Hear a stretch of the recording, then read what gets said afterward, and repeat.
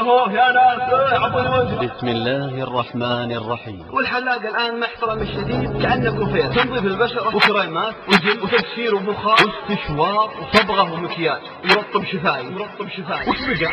والله ما بقى الا الروج. بعض الشباب يقول ابني يقفله زهقان طفشان حالته آهات من طول عنا طاولتين، تلقاه يقول كأنه رب. أضحك مع الأصحاب وقف في مكاي حزين دايم دمعتي وقطعنا.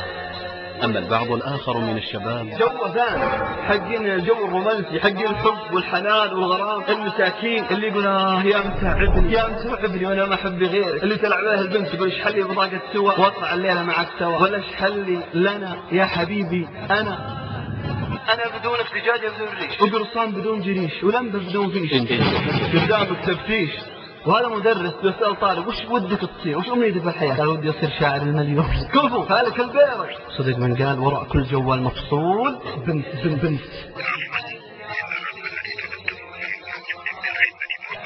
قال شلون عرفتني؟ قال والله من الكوية اللي في رقبتي. وهناك نوع آخر من الشباب حاط القصة بخته وبرداتي ولا قاص مدرس أو فرنسي أو أبراج أو كدش، شوف راسي كذا فشة كأنك شاب فيك ولا كأنه مكوب على بيبسي ومسوي لي سوالف والله ما عنده سالفة. لماذا هذا واقع الشباب؟ لأن ما عندهم هدف ولا أمنية ولا طموح. لو تسأل بعض الشباب وش هدفك في الحياة والله تجد والله ما عنده هدف ولا حتى تسلل ولا هجمة.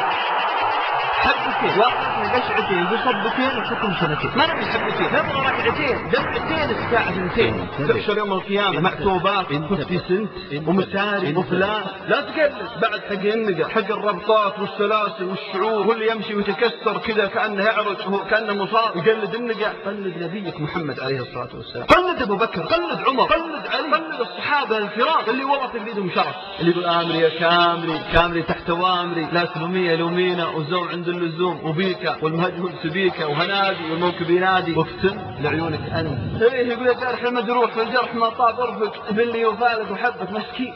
ليش شبريب البنات من كثر ما يفكرون عليك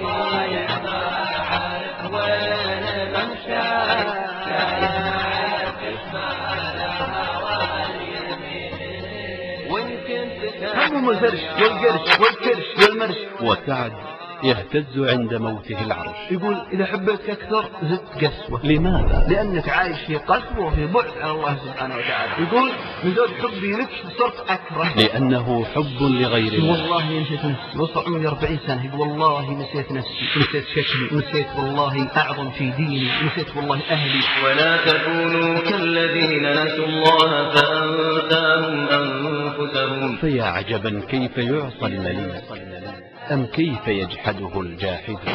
أنت من خلقك؟ من صورك؟ من شق سمعك وبصرك؟ من سواك وعدلك؟ من أغناك ورزقك؟ من أطعمك؟ من آواك؟ من نصرك؟ إنه الله جل في علاه من الواحد الأحد الحي القيوم الجبار القهار الغفار القوي العلي الولي الغني سبحانه وتعالى عما يشركون. وهذا قارون بحث عنها في المال فما وجدها، وهذا هامان في الوزارة، وهذا أبو جهل بحث عنها في الرئاسة، وهذا أبو لهب. وأما الصالحون فقد وجدوا مبتغاهم. وهذا إبراهيم ابن أدهم رحمه الله تعالى يمر بثيابه الممزقة على نهر ثم يضع فيه ويغمس فيه الخبز اليابس ثم يأكله ويقول والله لو علم الملوك وأبناء الملوك ما نحن فيه من سعادة لجالدونا عليها. يا من يعيش في نعمة. يقول عمر رضي الله عنه وأرضاه اخشوا الذنوب فإن النعم لا تدوم.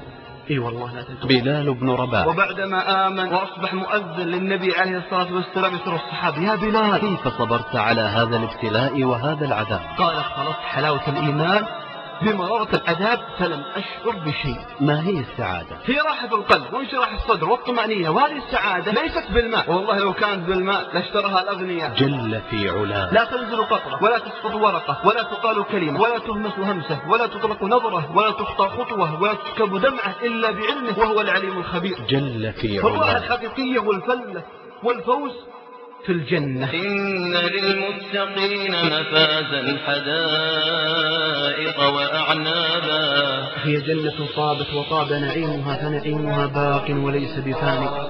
وطاب نعيمها فنعيمها باق وليس بفاني. إن سألت عن أكل أهل الجنة ففاكهة مما يتخيرون ولحم الطير مما يشتهون. وإن سألت عن شرابهم فالتسنيم والزنجبيل والكافور. وإن سألت عن أرض الجنة وتربتها فهي المسك والزعفران سقفها عرش الرحمن. وأما بناؤها فلبنة من ذهب ولبنة من فضة. وأعظم النعيم في الجنة هو النظر إلى العظيم جل في علاه كما قال سبحانه وجوه يومئذ ناظرة إلى ربها ناظرة. تخيل نفسك وأنت في الجنة وأنت في بساتينها وبين أشجارها وتقطف من ثمارها وتشرب من أنهارها وتسكن في قصورها وتعانق حورها. لا إله إلا الله. فيها ما لا عين رأت ولا أذن سمعت ولا خطر على قلب بشر. فكل ما خطر على بالك فالجنة ونعيمها خير من ذلك. صواف بالتعاون مع تسجيلات الصافنات تقدم عطنا وجه للداعية سامي السبيعي. سبحان الذي كان بعباده خبيرا بصيرا وتبارك الذي جعل في السماء بروجا وجعل فيها سراجا وقمرا منيرا. الحمد لله حمدا كثيرا والصلاة والسلام على المؤيد بجبريل المذكور في التوراة والإنجيل وعلى آله وصحبه وسلم تسليما كثيرا. السلام عليكم ورحمة الله وبركاته. حديثي هذا خاص من الشباب وإلى فئة الخاصة من الشباب وبلغة الخاصة يفهمها الشباب. وهذا اللقاء عبارة عن مصارحة مع الشباب. لماذا الحديث عن الشباب؟ لأن الشباب أكثر المجتمع. لأن الكثير من الشباب تسأله عن حاله وش يقول لك أغلب الشباب؟ يقول والله مقفله زهقان طفشان حالته آهات من طول على طاولتني. تلقاه يقول كأنه رب. ليش عايش في طفش؟ لأنك زاحف، لأنك منسم، لأنك مهجول في التحلية، لأنك مقزز مستلج مذكرت، لأنك مفهي تفرط على الدائري. والشباب وغيرهم، وقبل أن نبحر نحن وإياكم مع الشباب، والشباب وغيرهم يبحث عن السعادة وعن الراحة والطمأنينة. وهذا والله لن يجده الشباب إلا في طاعة الله سبحانه وتعالى. وهذا إبراهيم ابن أدهم رحمه الله تعالى يمر بثيابه الممزقة على نهر ثم يضع